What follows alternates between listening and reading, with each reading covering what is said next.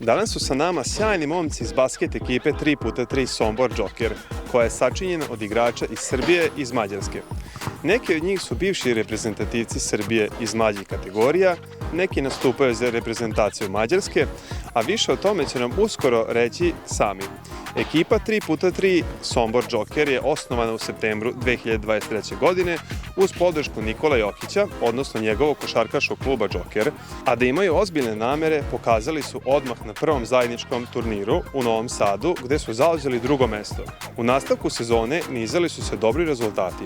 Ekipa je konstantno u vrhu kad su u pitanju domaće lige, te je nakon toga stigao i poziv na internacionalni turnir u Rusiji, gde su otišli kao jedna ekipa iz Srbije. Važno je napomenuti da je ovo jedna od najmlađih 3x3 ekipa u Srbiji. Većina momaka je 2000. godište. Zdravo momci, dobro nam došli. Momci, recite nam nešto više o sebi, ukoliko smo nešto propustili. Balaže, izvoli. Hvala. Evo, ja sam inače rodom iz Sente i sad već 10 godina sam u Mađarskoj, tamo igram 5x5, tako da pre toga sam tu igrao. Igrao sam i u Senti, i u Kuli, u Bečeju, tako da bio sam i tu na više mesta. Evo sad od februara igram i 3x3 za Jokera, već godinama sam u reprezentaciji Mađarske.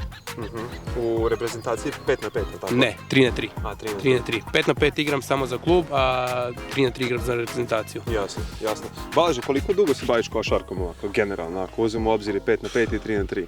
Pa, baš dugo. Ja sam najstariji u ekipi. Ja sam 95, znači sad punim 29. Ja sam počeo sa 5-6 godina sam počeo da igram. Od malih nogu? Da, tada sam prvi put kad sam dobio koš za rođendan i koš i loptu i onda. Tada si se zaljubio odmah u sport? Naravno. Sjajno, sjajno. Tako da od tad već, 20 godina već Jasno. Igram. Jasno, lepo. Predaje mikrofon nekom. Ja sam Petar Rnjak, ja sam iz Sombora. Ja pored toga što se bavim 5x5 i igram 3x3, sam student master studija Fakulteta za sport i fizičko vaspitanje u Novom Sadu. Završio sam osnovne studije, sada evo master, daj Bože, još par mjeseci, ovo drugi semestar je počeo, tako da nadam se da ću do juna, eventualno augusta da završim i to. Pored igračkih obaveza imam obaveze i kao trener u košarkaškom klubu Sombor. Imam svoje dve generacije, momci rođeni 2005. i 2006. godine, kao i momci rođeni 2007. i 2008.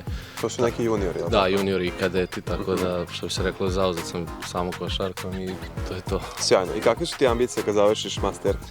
Pa, ambicije su da nađem neki stabilan posao, prvenstveno, i pored toga da se bavim, nastavim da se bavim 3x3 i da se nastavim da se bavim trenerskim poslom, tako da, eto. Ambicije su da ostanem u sportu, to je prvenstvena ambicija, da mogu da spojim lepo i korisno, spojim ljubav prema sportu i naravno da imam financije neke od toga, eto. To je prvi i jedini cilj za sada. Svaka čast, jako dobro zvuči. Ja sam Uroš Osić, rođen sam isto također u Somboru. Na početku sam bio, početku života, oko 2 godine sam živeo u Stanišiću, selo pored Sombora, posle toga sam otišao u Beograd, tamo sam živeo par godina. Tamo i onda je počelo sve oko košarke, kad su me vodili na utakmice FNP-a, živjeli smo blizu hale u Železniku. Tad je počela moja ljubav prema košarci i od tada kad smo se vratili nazad za Sombor, to je Stanišić, tu sam počeo da treniram. Odatle sam prešao u Sombor. Iz Sombora sam posle, kad sam završio osnovnu školu, otišao u Mađarsku, u Pečuj. Tamo sam proveo nekih 5-6 godina, posle toga sam išao po Mađarskoj, tako još 2-3 kluba. U međuvremenu sam uspeo dobio sam poziv u juniorsku reprezentaciju Mađarske. I od tada kreće, to je naravno basket sve, i od tada kreće i moja priča u basketu. Igrao sam usporedno jedno i drugo tokom sezone, tako kažemo ove zimske. Igram 5x5 i onda leto provodim sa reprezentacijom 3x3 ili na turnirima ovdje u Srbiji. I onda smo prošlog septembra počeli sa pričom 3x3 Sombor Jokera.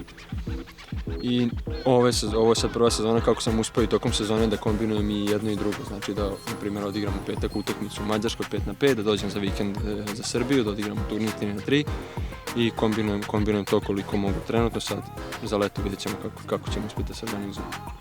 Jasno. Kaži mi, da li ti je teška ta tranzicija sa 3-3 na 5-5? Pretpostavljam da je i dinamika igre drugačija i dosta stvari se razlikuje. Pa jeste. Osjetio sam kad, na primjer, 2-3 mjeseca nisam igrao 3-3 uopšte. I kad sam odigrao prvi turnir, posle toga osjetio sam da nije baš lako da se prebaci. Trebalo mi je onda još 2-3 turnira da se nekako vratim u taj ritam koji sam imao na letu. Ostila je cijela ekipa, ali kasnije se vratio na isti. Jasno. Super. Hvala lepo. Ćao, ja sam Stefan Bijelić, dolazim iz Subotice.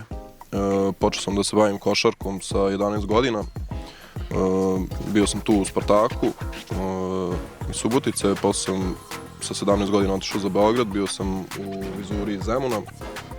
Tamo sam igrao juniorsku ligu, onda sam se vratio nazad za Suboticu, tu sam opet bio u Spartaku. Posle toga sam bio jednu sezonu u Bosni. To govorimo o košarci 5-5. Da, to je košarka 5-5. Sad sam trenutno u Apatinu, tamo igram 5-5, a što se tiče basketa, sa basketom sam počeo da se bavim sa nekih 17-18 godina, gde je priča totalno krenula slučajno. Krenuo sam, dobio sam poziv od drugara da igram turnir neki sa njima i posle toga smo dobili poziv kod Buluta, Dušana Domovića, gde su nas oni pripremali za školsko prvenstvo i posle toga sam dobio poziv za reprezentaciju do 18 godina, gde smo osvojili drugo mesto na evropskom prvenstvu i posle toga 2 godine, to jest do U20 sam isto dobio poziv, gde smo bili drugi na evropskom turniru koji se igra u Mađarskoj u Debrecinu. Jasno. Znači i dalje se vija to prvo mesto. I dalje se vija to prvo mesto, to nam je bolna tačka. Jasno. Menadžeru, šta ti imaš da dodaš na sve ovo? Kad će biti to prvo mesto? Ništa, sve su momci manje više rekli, a što se tiče prvog mesta, to zavisi samo od njih. Jasno. Ja se nadam da je to tu negdje. Jasno. Vladimire, kaži nam kada si počeo da se baviš menadžerstvom i kako se rodila ta ljubav u tebi za tim poslom? Pa ja se ne bavim konkretno menadžerstvom, ja jednostavno tu košarku to volim od uvek, trenirao sam kao mlađi tu košarku, naravno nikad na tom nivou na kojem oni momci igraju, ali uvek sam je voleo, bio tu negdje oko košarke, pri košarci, basket i tako dalje. Tako da poslednjih nekoliko godina sa Sportskim savezom grada Sombora, kažem, organizujemo i turnire po Somboru i sve onako tu je nešto oko basketa i onda se rodila i ova ideja, sve u svemu i da nešto pokušamo da napravimo. Sjajno. Da li možete za sve one koji gledaju, a možda nisu upućeni u ovaj sport, da nam objasnite po čemu je to posebna košarka 3x3? Šta su recimo osnovne razlike basketa i konvencionalne košarke? Mnogo velika je razlika između basketa i košarke. Prvo u tome što se igra 3x3 i imaš jednu izmenu. Drugačija su mnogo pravila. Igra se sa lopticom koja je veličine šestice, a težine sedmice. Napad traje 12 sekundi i mnogo je dinamičnija igra. Znači nema izvođenja, nastavlja se živa je igra i konstantno si u trku, moraš brzo da razmišljaš. Ne znam, meni se mnogo više dopada nego 5x5, mnogo se više pronalazim u igri 3x3. I ne znam, mislim da mi onako iskreno mnogo bolje leži. Jasno, ako dobro znam, 3x3 se igra na jedan koš, ali tako? Da, 3x3 se igra na jednom košu. Kontakt je mnogo grublji, drugačije su akcije, drugačije sve kondicija, priprema za 3x3 ne može da se poredi sa kondicijom koja ti treba za 5x5. Gde je zahtevnije? 3x3, ali tako? Ili? Pa sad, jedan i drugi sport su zahtjevni na svoj način, zato što ti u 5x5 trčiš nazad prema svom košu, imaš ako upadneš u neku tranziciju, trčiš od jednog koša drugi, ovdje opet nakon neki drugačiji tip kondicije potrebno ti mnogo snage, treba da budeš mnogo izdržljiv zato što su jaki kontakti, a u sve to treba da imaš koncentraciju, da si smiren, da pogodiš šuteve, neke koji su ti potrebni u tom trenutku, a mnogo zahtjevna igra. Gde više tehnika dolazi do izražaja? tehnika više do izražaja dolazi, ja mislim, u 5 na 5, sad možda se momci neće složiti sa mnom, možda hoće, ali ja mislim da u 5 na 5 više izražena tehnika, pošto u basketu 3 na 3, mislim, u ekipi svaki igrač ima svoju ulogu. Jasno. I sad imamo igrača koji je na lopti, znači igra sa loptom pretežno, imamo igrača koji mi to zovemo radilica ili ti koji lupa Trči, blokove, otvara se, trči konstantno u pokretu, imamo šutera i to su ta 3 tipa igrača. Sad neke ekipe imaju 2 šutera, neke imaju 2 radilice, neke Jasno, imaju to je sve dvojicu odabir koji su na strategije. lopti, sad to je već od ekipe do ekipe. Jasno. Koje su vaše pozicije u timu i ko je najvažniji član ekipe? Pa, kao što je rekao i Stefan, nemaš baš pozicije, znači tu, inače svako treba sve da radi, ali, znači ako svako radi svoj posao, onda može da dobro funkcioniše tim. Znači svako tu ulogu ako uradi, onda će to da funkcioniše. Pa sad, ko je najvažniji član? Svi ste jednako važni. Svi da. Znači, svi trebamo da uradimo ono što nam je posao. Jasno. Ja bih samo da se dodam, mislim da je zato specifičnost basketa 3 na 3, jer svako ima svoju ulogu i svaka uloga je podjednako važna. Nije kao u 5 na 5, gdje na primjer imaš momaka koji stanu u korner i nisu bitni za napad, pa će da odigraju odbranu. Ovdje svi igraju sve i ako jedan zakaže, cijela ekipa gubi. Tako da mislim da nema klasičnih raspoređenih pozicija, nego je uloga ekipe bitna i zato mislim da je to najveća razlika. Svako ima podjednaku ulogu. Neko daje poene, neko skače, a na kraju je sve to podjednako bitno. Jasno. A sigurno postoji neki segment igre koji više preferirate od drugog, recimo, ako možemo da podelimo na odbranu i na napad, recimo. Pa dobro, ja bih rekao da sam ja ovdje odbrambeni igrač za razliku od momka sa moje leve strane tamo što smeje. Da, s leve. Dosta je, znaš kako, on je tu šuter, najbolji šuter, uvedljivo. Tako da treba i njega pokriti nekad u odbrani. O kome sad pričamo? Pošto ima tri momka. Uroš, on je naša, on je naša prva violina u napadu, tako da ona pokriva u napadu, mi njega pokrijemo u odbrani. Nekad to bude dobro, nekad to ne bude dobro, ali trudimo se, da, kažem ti, stvarno svako zna svoju ulogu, tako da kada dođe do toga nema niko problem da šutne, ali opet zna se ko je najbolji u kom segmentu, tako da pokušavam da dovedemo u tu situaciju da najbolji u šutu budu sami i da pogode šut, tako da to je to. Jasno. Evo, ako hoćeš nešto da dodaš, reci, vezano za odbranu. Nema apsolutno ništa. Ja bih dodao samo da je možda najbitniji taj psihički trenutak kada neko zna da stane na tu loptu i da nas osvesti u trenutku basketa. Zato što se mnogo sve brzo dešava i nekad i mi sami izgubimo glavu i uvek bude jedan, nikad ne bude isti, ali uvek bude jedan igrač koji smiri situaciju i kaže ajde momci, postavimo ovo, postavimo ono, smiri igru. Jasno. Dovede nas, što se kaže, u red, što se tiče glave. I po meni je, mislim da je to najbitnija stvar, ali to svako od nas u svakom basketu mislim da doprinese. Nekad to bude naš kapiten, šuter Rosić, nekad to bude Pero, nekad to bude Balaž, nekad to budem ja, ali mislim da je taj trenutak najvažniji, taj psihički kada smo u nekom padu, u nekom knockdownu, da nas vrati, da nas malo osvesti. Jasno. Vratim, retko bude Pero. Ja već vidim da ste se vi podelili, znači tu su šuteri sa te strane, ovdje je malo više odbrane. To si pogrešio. To si pogrešio. Vlada šutera. Ja se izvinjam samo da dodam da mi imamo još barem 7 igrača u rosteru, koji sad ne pričamo o njima, sad se fokusiramo na momke koji su ovdje, ne, ali su podjednako važni članovi tima i igrom slučaja oni nisu sada ovdje, ali mi smo gledali da dođe ovdje ko je najbliži geografski Subotici, da kažem, jer imamo, ne znam, Goleta koji igra u Jagodini košarku, pa je on Žigona u Beogradu, ove momke iz Sombora što su na poslovima, svojim radnim mestima trenutno, tako da ne možemo da kažemo su manje bitni članovi, samo fizički trenutno nisu u mogućnosti da budu ovdje. Razumijem, znači... Ovim putem ih pozdravljamo i to je to. Znači, vaša ekipa broji 11 članova trenutno. Plus 1, 2, Plus 1, da. Pa tu negdje, da. Danas između 10 i 400. Dobro, to dobro zvuči. Kako je došlo do toga da postanete ekipa? Da li ste se poznavali ranije ili ste bili izabrani na neki drugi način? Hoćeš ti ili ja? Hoćeš ti, šefe? Šefe? Molim se, ovoj seči. Kako je došlo? Da vam budem iskren, izgleda kao da sam skupljao ove što ih niko neće, da ih sve ubacim u jednu ekipu i onda kao aj deca se igrate košarke, pošto niko neće s vama. Šalim se, naravno, svi se mi tu znamo manje više s tih nekih basketa, terena, turnira.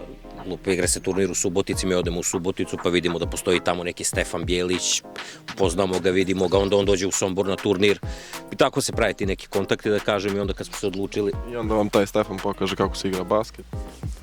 Zaboravili smo, Stefan baš dosta dugo nije odigrao turnir za nas, ali nema veze, i onda smo odlučili sve to, ta neka priča već 2-3 godine unazad, da li će se praviti nešto, da li neće kao za Sombor, jer svi su mi to manje više igrali na drugarskoj bazi. I sad lupam Rosić, Črnjak, koji mogu možda nešto da urade ozbiljnije u tom basketu, igraju sa mnom i s još nekim drugarski, da kažem, i onda to nije ni konkurentna ekipa. I onda rekao, ajde da pokušamo da napravimo taj X3 Sombor, gde smo naravno morali da proširimo priču sa Sombora, ali nije bilo ni realno samo Sombor da bude... Jasno. Teško se iskupljati stalno i privatne obaveze i svašta nešto, i onda smo tu uključili malo i Suboticu, Bjelića i još jednog, dva drugara iz Subotice, pa malo Rosić doveo iz Mađarske, pa malo Beograd i na kraju smo 3x3 Internacional, da kažem, ostali. Super, to dobro zvuči. Da, jedna jako zdrava i jako lepa priča za sad. Ja bih voleo nikako da zaboravimo naš materni Saša Gazibegović, veliki pozdrav za njega, tu je on blizu negde na Paliću, samo trenutno ima posla pa nije mogao da dođe. Jasno, sledećom prilikom. Naravno. Da li ste upoznali Nikolu Jokića, pošto je on, odnosno njegov klub Joker, pomogao osnivanju kluba? Kako je to bilo, ako ste ga upoznali? Pa, što se tiče Nikole Jokića, mi se poznajemo, da kažemo, tih nekih dečačkih dana i nekih mlađih dana, mislim, sa isto košarke i trenirali smo, mi smo ili smo starija generacija, tako da nismo ga sad nešto upoznali, da kažemo, sad kad je postao ovo što je trenutno. Nije se on nešto puno ni menjao, uvek je on isti, samo kažemo u popularnosti ovo što je stekao. Tako da mi se znamo nekih malih nogu, nismo neki drugari, sad kaže pijemo kafe i ne znam šta, ali neki korektan odnos smo od uvek imali i onda kad smo se odlučili cijelu ovu priču, prvo nam je on pao na pamet da pokušamo s njim, jer ko je bolji promoter košarke Sombora ako nije on. Jasno, i da li vam je Nikola pomogao onda? Da, mi smo vrlo lako napravili dogovor s njim. Doduše Nikola nije bio tu u tog momenta kad smo pravili ovo, pa smo se s njegovim ocem Branislavom videli, ali kao da je Nikola bio tu, tako brzinski smo se sve dogovorili, napravili ovo i počeli na brzinu tako. Sjajno. Da li vas Nikola ponekad posećuje kada je prilici da bude u Somboru? Nikola je svake godine, kad pravimo turnir, da kažem, u Somboru, prošle godine smo pravili MTS streetball na glavnoj ulici u Somboru, naravno došao je, bio je tamo od 1-4 posle podne pa do jedno sigurno 11 uveče bio tamo. Sedeo na tribinama sa svim normalnim ostalim ljudima, najnormalnije, niti se izdvajao po nečemu.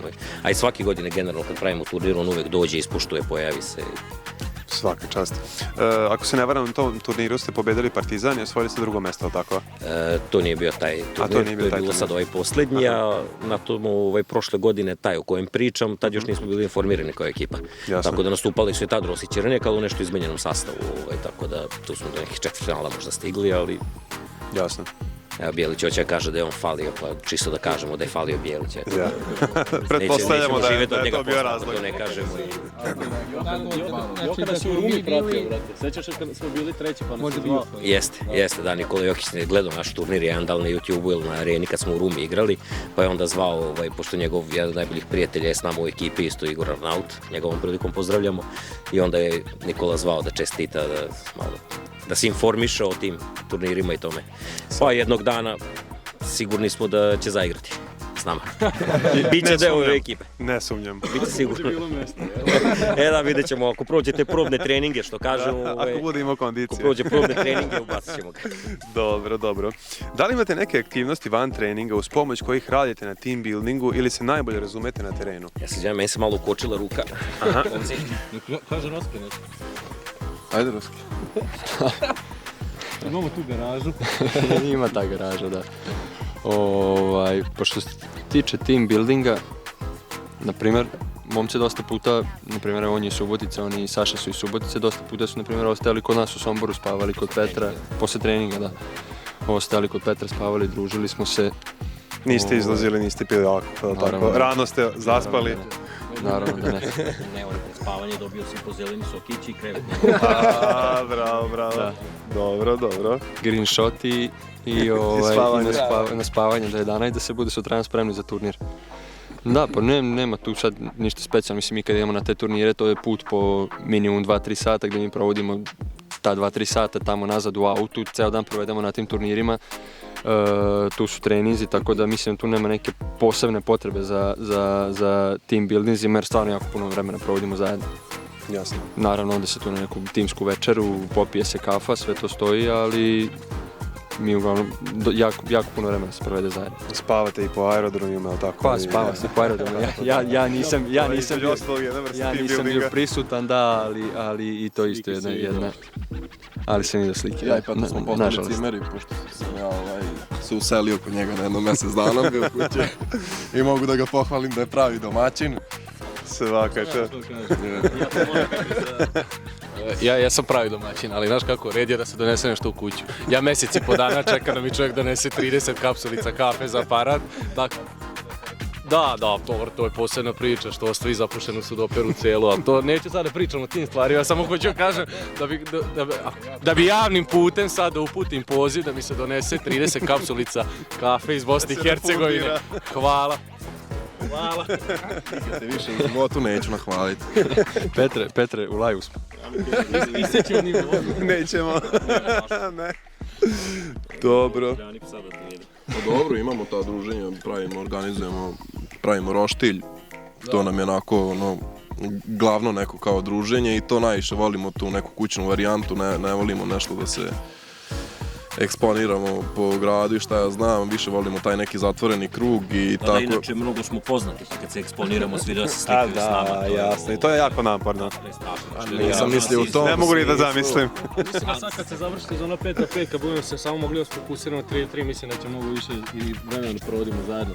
U Somboru, kad budemo svi u bazi u Somboru, tako da... Jasno. Da, to sam generalno htio da kažem da je jako teško da se skupimo dok, na primjer, nas dvojice igramo zajedno u Mađarskoj, on igra u Apatinu, putuje iz Subotice, momci igraju Jagodina, ne znam, Beograd, on je u Somboru, ostali momci su u Somboru i onda je jako teško da se sad trenutno skupljamo svi na taj način.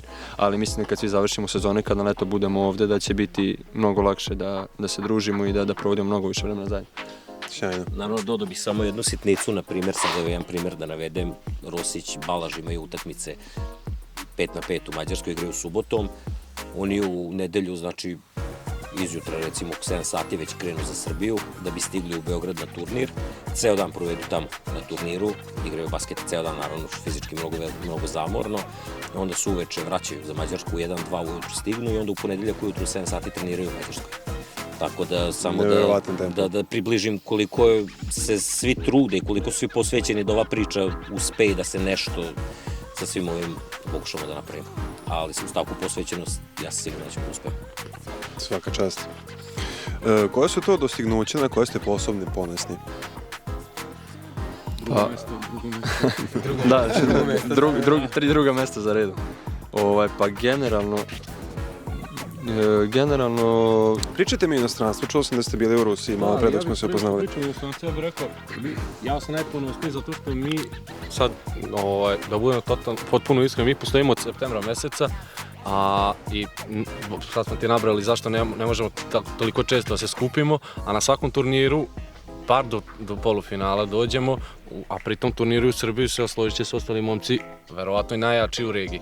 Tako da ja sam ponosan na tu činjenicu da uz mali broj treninga zajedničkih uvijek neki rezultat se ostvari, tako da ima tu, naravno sad mi šalimo drugih mjesta, ali ima mnogo ekipa sa većim budžetima i sa mnogim dužim stažom koji nisu uspjeli da ovo postignu što smo mi za sada uspjeli, a verujem da nam tek dobri dani predstoje kada budemo mogli da budemo svi zajedno i kada budemo mogli da treniramo svi zajedno kako želimo. Da sad preko leta će biti malo drugačije, onda ćemo se skupiti. Mi nijedan trening nemamo do sada svi zajedno, znači da je cijela ekipa na okupu, svi da kažemo 11-12 komaka, da su došli na basket da sparinguju i mi to još nemamo. Tako da sve ovo što mi radimo je na mišiće bez nekog treninga, nečega i mislim da će biti druga. Da, i pritom su to put do tih polufinala, do tih drugih mjesta, toga svega uopšte nije bio lak. Tu su bile ekipe koje su kao Partizan, kao Hangzhou koji igraju na svetskoj sceni i uspeli smo Prnjavor, na primjer, da momci iz Bosne. To su sve ekipe s kojima smo mi uspeli da se takmičimo, da se nadmećemo i da je pobedimo, tako da mislim da to uopšte nije mali uspeh za sada. Slažem se, apsolutno. Kažite mi, u basketu 3x3, da li su mi možda svetski prvaci ili smo... Jesmo. I evropski svetski, ako pričamo o 3x3 košarci. Samo Olimpijada fali još. Pa znači onda je generalna scena kod nas u Srbiji jedna od najjačih na svetu. Ne zna se još, možda će Mađarska da osvoji Olimpijadu. Ako se mi kvalifikujemo, neće biti baš tako lako. Svi kvalifikuju, to ja ću za vas navijati. Hvala. Direktno u Pariz na prve redove. Dobro. Kako? Čekaj, ovo još jednom. Rija, Hungarija. Momci, ispričajte mi da ste bili u Rusiji, spominjali ste me malo pre. Kako je to izgledalo i šta ste tamo radili? Ja sam čuo samo priče. Prepustit ću mikrofon nekom drugom. To je bio put za pamćenje. Toliko smešnih scena, toliko nervoze, toliko pozitive, negative, izmišljenih nekih osjećanja. Kažu od ljubavi do mržnje. Da, od ljubavi do mržnje. Pa ništa, prvo, pošto moj cimi Petar, nikad, to jest nisam ni ja putovao avionom, ali nemam strah do duše. A Petar ima. Nisi avione, zboj njega kad Bilo je svakakvih scena u avionu, prvo kad smo kretali. Seli smo i sad normalno stewardesa objašnjava gde se šta nalazi, gde je pojas što se stavlja oko glave, gde ispadaju maske one za kiseonik tamo vamo. I sad ja pričam Peri i govorim, rekao, baš me zanima, rekao, dakle ispada ova maska za kiseonik, a Peru ako pogleda mene, ja ne bi volio ni da saznam. Ja sam krenuo da plačem od smeha i onda je tu bilo backanja, joj Peru, šta sad ako ovde padnemo, tamo, vamo, ovo, ono. Pa ne znam, onda kad smo krenuli, to jest kad smo stigli u Moskvu, imali smo 6 sati na aerodromu do ovog sledećeg leta. I tu smo već bili izmoreni, pošto smo stigli ujutru, koliko bilo sati? 2 ujutru po Moskvu. 2 ujutru, i onda dok smo... 10 smo kretali. Pa smo spavali na podu, pa smo, to je show program. To je bio show. I sad krenuli smo iz Moskve za Čeljabinsk. I pričamo nešto tamo vamo i ja pričam sa Vladom, a Vlado nešto gleda na telefonu. Kaže on, kaže pa krenuli, šta je, avionapad na Rusiju, iz Ukrajine 20 aviona poletelo. I svi pogledali, nije nam dobro čoveče, sad rekao ako raskrkaju, gotovo je, padamo, ćao. Tako da je bilo je onako baš naporno i onda kad smo stigli u Čeljabinsk, stvarno su nas dočekali Mika Bulatović, pozdravljam ga ovim putem, i Luka Andjušić. Organizacija je bila na jednom velikom nivou Mastersa i Challengera. Bili smo stvarno prezadovoljni sa svime. Tamo smo bili 4. Nažalost, izbeglo nam je to 3. mesto gde smo izgubili od ekipe, kako se beše zove ekipa? Bionord. Tamo igra Zuev, igrač koji je osvojio srebro na olimpijskim igrama. Pobedivši naše u polufinale. Da, pobedivši našu ekipu, tako da smo se nosili, izgubili smo 21-20.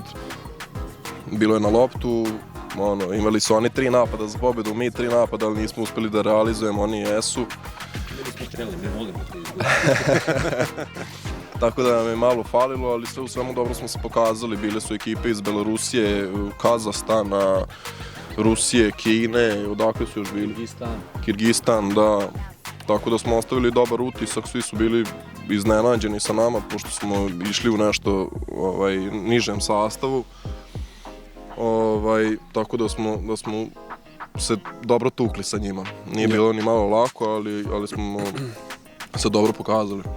da dodam još kao ubedljivo najmlađa ekipa, kao i na većini turnira i po Srbiji gde se pojavljujemo, gde smo definitivno među najmlađima, ako ne najmlađi. Najmlađi u smislu osnivanja kluba? Koliko? Ne, najmlađi i po tome i po osnivanju kluba, ali svakako i po godini rođenja smo, većina momaka je 2000. godište, imamo i Goleta koji je 2001. recimo, imamo još neki momke u planu, oni su još čak i mlađi, ali to je sve uskoro kad dođe vreme za to, ali za sad kažem definitivno su među najmlađima gde je stvarno većina 2000. godište.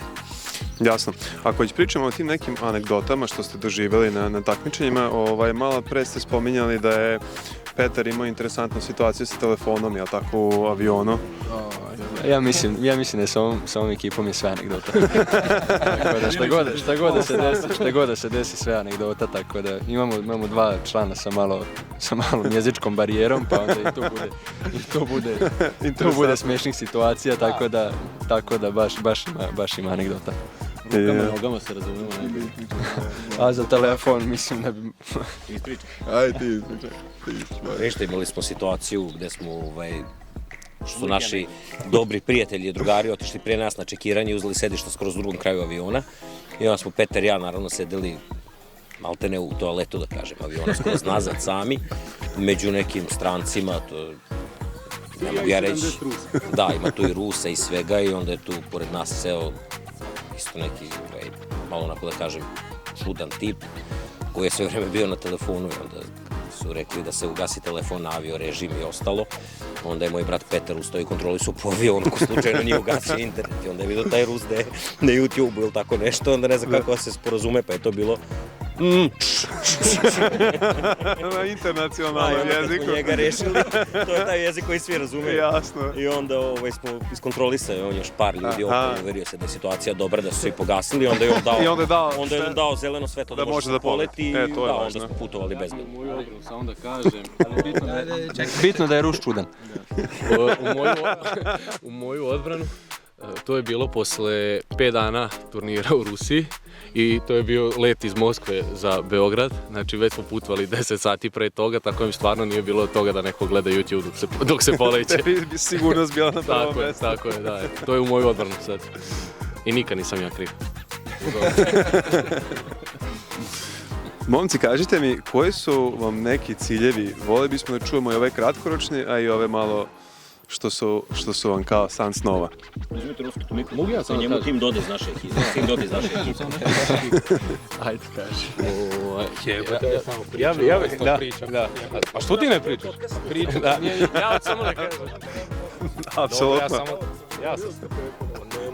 Evo ti Baki. Ne, ja ću posle. Ne, zdrav život i to. Ne, ti cilj da izbiješ pločice, ajde. Htio sam da kažem da je meni cilj da ova grupa momaka ostane što duže na okupu i da uspemo da postavimo svoje ime u sam vrh što se tiče Srbija, ako da Bog i šire. To sam teo da kažem, teo sam da budemo ozbiljan bar na 10 sekundi, ali vidite da sa njima ne može. I stvarno mi je to cilj da ova dobra grupa ostane što duže na okupu i da zajedno proživimo neki veliki uspeh. Eto. A sad ti možda pričaš kako ti je cilj da izbiješ pločice iz kupata. Super. Pa ja mislim prvi cilj sada I prvo mesto bilo gde. Bilo gde prvo mesto, da, i da obezbedimo Challenger ili Master neki, ja mislim, barem da se plati da. Pretpostavljam da su to neki međunarodni turniri, jel tako?